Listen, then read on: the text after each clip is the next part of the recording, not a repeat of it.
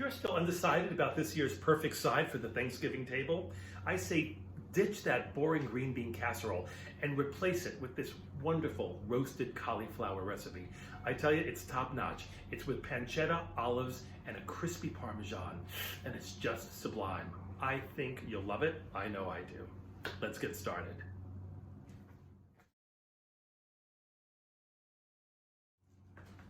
Preheat your oven to 425 degrees, and while it's heating up, we're going to take a head of cauliflower and cut it into bite-sized flowerets.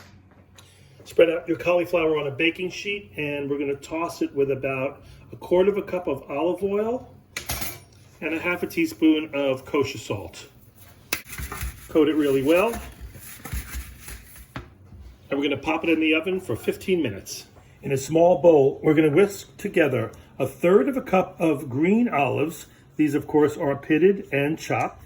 1½ tablespoons of fresh lemon juice.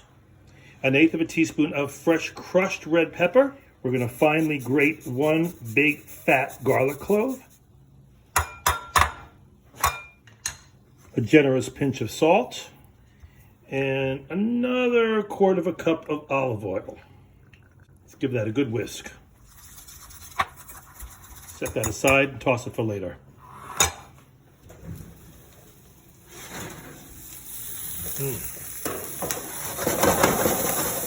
After that cauliflower has roasted for 15 minutes, we are going to toss in 3 ounces of finely diced pancetta.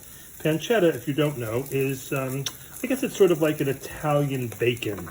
You make a carbonara with this, and, well, several other things. But it is going to brighten these cauliflower little flowerets like you wouldn't believe. We're going to add a teaspoon of cumin seeds, or I'm going to do 1/2 teaspoon of ground cumin and another 1/2 teaspoon of caraway seeds. We're going to gently toss that in.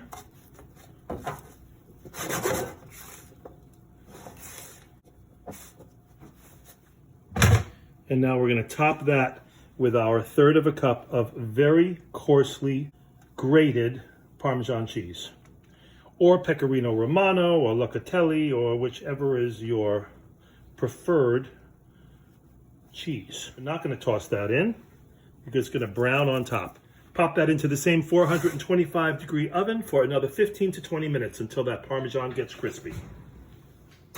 You can easily eliminate the pancetta and turn this into the most delicious vegetarian dish.